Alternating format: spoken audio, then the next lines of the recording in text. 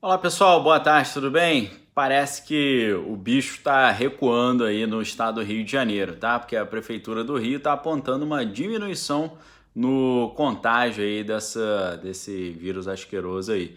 E algumas regiões ali tiveram uma performance melhor, né? A Rocinha, por exemplo, na Zona Sul, teve ali uma redução que chegou a 23,2%, tá? Esse anúncio foi feito na tarde dessa quinta-feira, de hoje, né, dia 16, e trouxe aí um otimismo, né? Foram 6 regiões estudadas, né, pelo Poder Executivo Municipal, mostraram aí uma diminuição de até 10,2% entre essas fases, tá? O bairro com a maior queda, como eu falei para vocês, foi a Rocinha, né? Nessa primeira fase que foi medida ali em junho, né? De 13,40, feita no início de julho, né? Uma diferença que deu uma redução de 23,2%. Em seguida, depois a Cidade de Deus, na Zona Oeste, diminuindo 27,8%. E o Complexo da Maré também, né? Caindo para 11,4% em julho. As outras 3 regiões estudadas apresentaram quedas menores que 3%. A comunidade lá do Rio das Pedras, na Zona Oeste, apresentou o maior número de testes positivos. E também os bairros de Realengo e Campo Grande continuam com números ali menores, tá? E segundo foi informado pela Vigilância Sanitária, a doença está se estabilizando, né, com a propagação de informações pelos locais. A subsecretária de Vigilância Sanitária, Márcia Rolim, ela disse o seguinte, abre aspas, a doença vem se estabilizando, lógico que ainda existe um pico, ainda existe um risco de contaminação muito alto, mas acreditamos que as informações também estão chegando a todos os locais do Rio, estamos conseguindo sim diminuir o risco de contágio e melhorar as condições de higiene e as condições sanitárias, tá? Agora, uma notícia ruim, previsível, né, mas ruim, a cada 10 empresas fechadas em junho, 4 foram por causa dessa crise de saúde aí. A maior parte, né, das companhias que encerraram as atividades, infelizmente, eram companhias de pequeno porte, né? Ou seja, com até 49 funcionários, isso a partir de uma pesquisa do IBGE, tá? Então, uma notícia negativa, triste, né? Um problema aí, porque a gente não tendo aumento de emprego, as pessoas não tendo renda, vira uma reação em cadeia, né? A pessoa deixa de comprar, a loja deixa de vender, deixando de vender tem que reduzir o número de funcionários mais empregados que deixam de consumir, e aí as empresas deixam de vender e por aí vai, isso aí é complexo, né?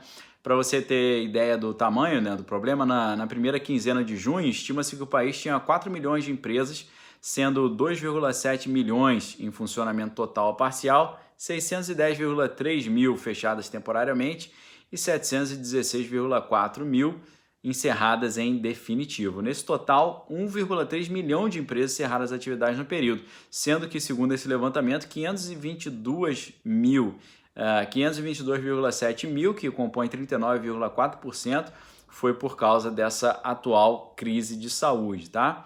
E uma coisa extremamente negativa, né?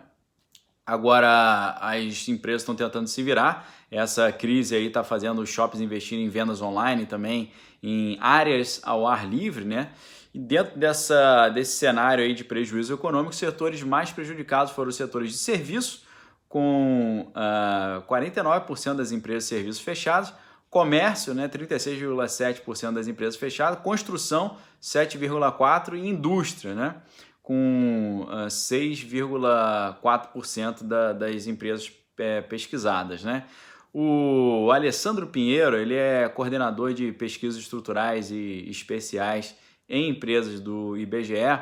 Ele deu uma entrevista para o R7 falando um pouquinho como é que foi essa pesquisa, tá? Abre aspas, ele diz o seguinte: os dados sinalizam que essa crise de saúde impactou mais fortemente segmentos que, para a realização das suas atividades, não podem prescindir do contato pessoal ou que têm baixa produtividade e são intensivos em trabalho, como os serviços prestados às famílias, onde se incluem atividades como bares e restaurantes e hospedagem também, além do setor de construção, tá? A pesquisa também mostrou que entre essas 2,7 milhões de empresas em atividade, 70% dessas empresas afirmaram que a crise de saúde teve um impacto geral negativo no negócio. Apenas 16,2% declararam que o efeito foi pequeno ou completamente ausente.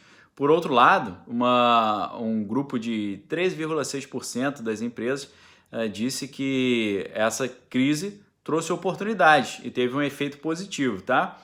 Lembrando, pessoal, que você está aí, né, querendo garantir o sustento da sua família, é importante você perceber esses 13,6% das empresas que falaram que obtiveram um resultado positivo.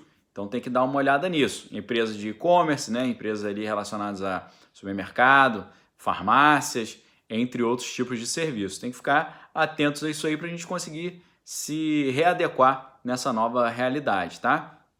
Além disso, o Milton Ribeiro, né, tomou posse como novo ministro da Educação. O evento aconteceu lá no Palácio do Planalto, né, contou com a participação online ali do presidente, né, que está em isolamento por causa lá de estar se recuperando, obviamente, lá dessa doença aí, né? O ministro, ele disse o seguinte, tá? Vamos analisar aqui algumas das falas, né, do ministro. Quando recebeu o honroso convite por parte do presidente para assumir o Ministério da Educação, entre outras coisas, ele me disse: olhe com carinho para a educação das crianças e ao ensino profissionalizante. Hoje, publicamente, assumo o compromisso de que seguiremos essa orientação do presidente, tá? Ele disse também o seguinte: queremos abrir um grande diálogo para ouvir os acadêmicos e os educadores que, como eu, estão entristecidos com o que vem acontecendo com a educação em nosso país. Ainda, através do incentivo dos cursos profissionalizantes, desejamos que os jovens tenham uma ponte ao mercado de trabalho, uma via para que atinjam o seu potencial de contribuição para o nosso país, tá? Disse ali o ministro. O presidente disse o seguinte, ali comentando, né? Os professores são aqueles que nós devemos respeito e reconhecimento por aquilo que eles nos ensinam e ficará para sempre em nossas vidas. Não é fácil a vida do professor nos dias atuais. Tentaram consertar, mas na verdade se equivocaram. Com toda certeza, a chegada de um ministro voltado para o diálogo, usando a sua experiência e querendo o melhor para as crianças, esse entendimento se fará presente, tá? Então todo mundo tá um clima mais amistoso ali, né? Falando sobre diálogo e tal.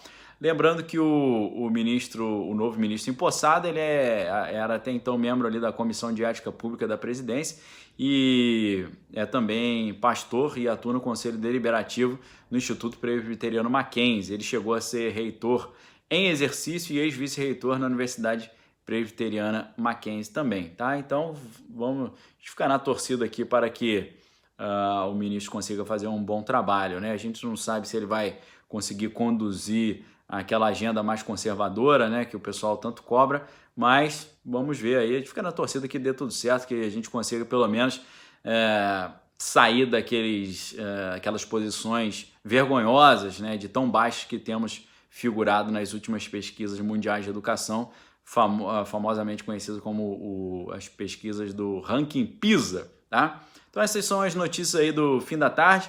Deixo um forte abraço para vocês. Convido você a dar uma olhada na nossa promoção que está quase acabando na livraria Daniel Lopes. A gente tem alguns livros, entre os quais eu estou indicando esse aqui, ó, A Mentalidade Anticapitalista, do Ludwig von Mises, que é um grande expoente da escola austríaca.